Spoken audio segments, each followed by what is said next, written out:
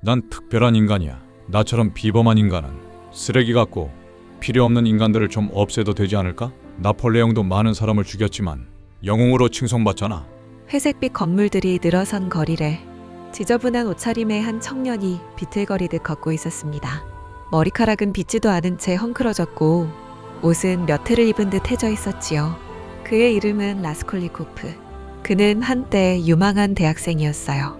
똑똑했고 글도 잘 썼고 철학에도 능했죠.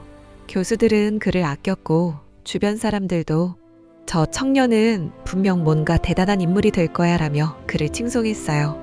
하지만 라스콜리코프는 가난한 환경 때문에 공부를 그만두게 됩니다.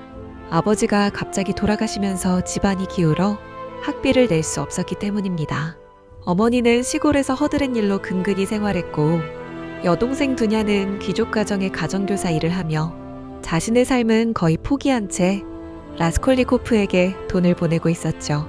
하지만 동생이 보내주는 돈으로 학비와 생활비를 감당하기에는 턱없이 부족했어요. 라스콜리코프는 방세조차 내지 못했고 좁은 다락방에 갇혀 지내며 하루 한 끼를 때우기도 쉽지 않은 삶을 살고 있었습니다.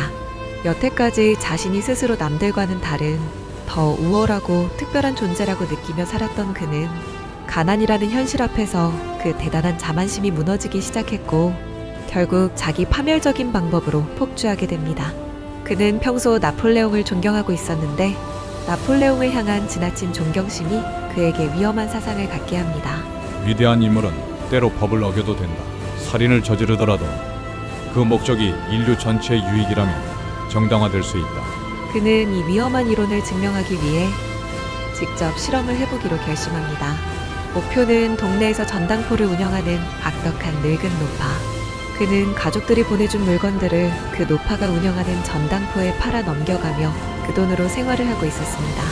그 노파는 라스콜리코프를 비롯해 그 전당포를 찾는 가난한 사람들을 무시하기 일쑤였죠. 저 악랄한 노파 한 사람을 없애면 그 돈으로 수많은 사람을 도울 수 있어. 이건 살인이 아니라 정의의 실현이다. 나폴레옹처럼 위대한 나 같은 사람이 불필요한 생명 하나를 없애고 더 많은 가난한 생명을 살릴 수 있는 기회다. 라스콜리코프는 며칠 밤을 고민하며 머릿속으로 시뮬레이션을 돌리고 그리고 마침내 도끼를 들고 전당포의 늙은 노파를 찾아갑니다. 그는 그 노파가 혼자 있는 시간을 기다렸고 결심한 일을 해버리죠. 그는 도끼를 내려놓았고 피가 묻은 손을 대충 닦은 후 노파의 서랍을 뒤지려다 갑작스레 나타난 노파의 여동생을 보고 너무도 당황하여 곧바로 두 번째 살인을 저지르게 됩니다. 두 번의 살인을 하고 집으로 돌아온 그는 문을 닫고 걸쇠를 잠근 뒤 그 자리에 주저앉았습니다. 심장은 터질 듯 뛰고 있었고 머릿속은 역겨운 생각들로 가득 차올라 어지러웠죠. 그는 자신의 허름하고 낡은 침대에 누워 기절하듯이 깊은 잠에 빠지게 됩니다. 며칠 만에 일어난 그는 이불을 걷어내며 말합니다. 끝났다. 아무도 모른다. 하지만 그 말과 달리 숨이 가빴고 손의 떨림이 멈추질 않았습니다. 밤이면 노파의 얼굴이 보였거든요. 피에 젖은 머리카락, 입을 열지 못한 채 멈춘 눈동자. 때로는 침대 아래에서 노파가 기어나오는 꿈을 꾸기도 합니다. 노파는 뼈만 남은 손으로 자신의 발목을 붙잡고 이렇게 속삭입니다. 넌 나를 왜 죽였지? 네가 정말 나보다 나은 인간이라고 생각하나? 그는 진정하기 위해 스스로에게 수없이 반복해서 설명했어요. 내가 이걸 한 건 단순한 욕심이 아니야. 세상을 바꾸려던 거였어. 한 명을 죽이고 더 많은 생명을 살릴 수 있었어. 하지만 더 많은 생명은 그 어디에도 없었습니다. 그가 도운 사람은 아무도 없었고 그는 여전히 그 지저분한 다락방에 혼자 누워 있었죠. 그는 자신이 저지른 죄로 인해 정신이 붕괴되어 미친 사람처럼 길거리를 쏘다니고 혼자 중얼거리고 자기 자신과 끝없는 논쟁을 벌입니다. 폐인이 되어 길거리를 방황하다가 어느 날 우연히 목격하게 된 마차 사고. 그 사고로 죽은 사람은 그가 살인을 저지르기 전 동네 술집에서 우연히 알게 됐었던 남자였고 자신이 무능력하고 너무나 가난해서 딸에게 매춘을 시켰음을 그 딸이 매춘을 해서 벌어온 돈으로 가족들이 삶을 살고 있다는 비참한 사연을 줄줄이 늘어놓았던 남자였죠. 그 남자의 이야기는 안 그래도 세상이 부조리해 극심한 분노를 느낀 라스콜리코프에게 더 큰 기름을 부은 계기가 되기도 했었습니다. 그 남자의 죽음을 목격한 라스콜리코프는 그 남자의 집에 찾아가 자신이 죽인 노파의 돈으로 장례비를 내줍니다. 그러한 선행이 자신의 죄를 덮어주지 않을까 하는 기대를 하면서 말이죠. 그것을 계기로 조용히 천천히 한 사람이 그의 삶으로 들어오게 됩니다. 바로 그 죽은 남자의 딸, 매춘부 소냐. 어느 날 저녁, 여느 때처럼 방 안의 공기는 탁했고 라스콜리코프는 며칠째 거의 먹지도 자지도 않은 채 벽만 바라보고 앉아 있었습니다. 그의 얼굴은 말라 있었고 눈빛은 무언가에 쫓기듯 텅 비어 있었죠. 그날 소냐가 그를 찾아옵니다.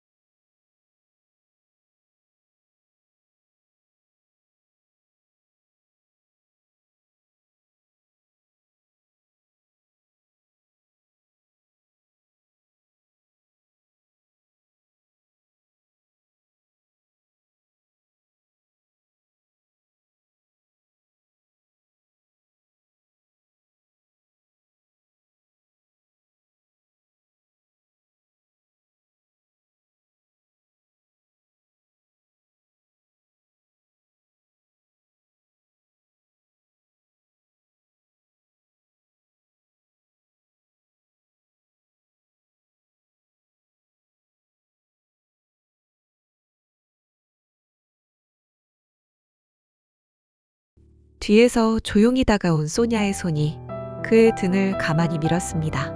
겁내지 마세요. 당신은 벌을 받으러 가는 게 아니라 다시 살아나기 위해 가는 거예요. 그 문은 감옥으로 통하는 문이자 그에게 처음 열린 세상과의 연결고리였습니다. 그는 재판을 받고 시베리아의 교도소로 보내집니다. 하얀 눈과 회색 하늘이 그의 모든 감정을 지워내는 곳. 그곳에서 라스콜리코프는 침묵한 채 사람들과 눈도 마주치지 않고 지내게 됩니다. 하지만 어느 날 그 척박한 땅 위에 소냐가 나타납니다.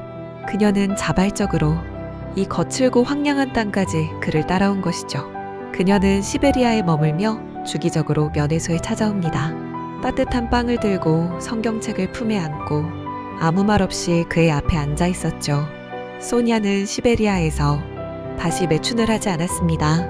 그녀 또한 과거 자신이 저지른 죄를 용서받고 싶었고 다시는 자신의 몸을 팔아 생존하는 방식으로 돌아가고 싶지 않았거든요. 대신 그녀는 가난한 자들을 돕는 일에 힘을 보태며 살아갑니다.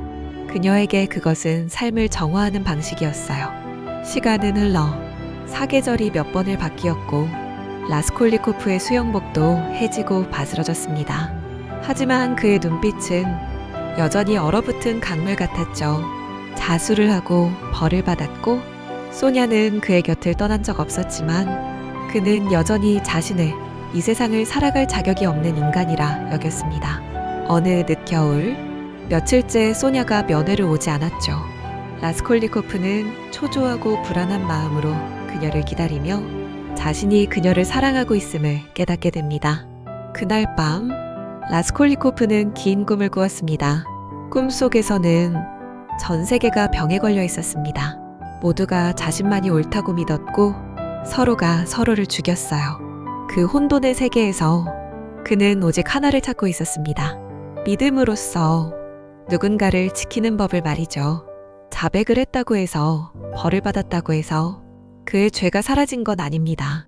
하지만 자신의 죄를 누군가와 함께 견디는 삶은 홀로 도망치던 과거보다 훨씬 따뜻하다고 느껴졌죠. 들어주셔서 감사합니다. 죄와 벌 마치겠습니다.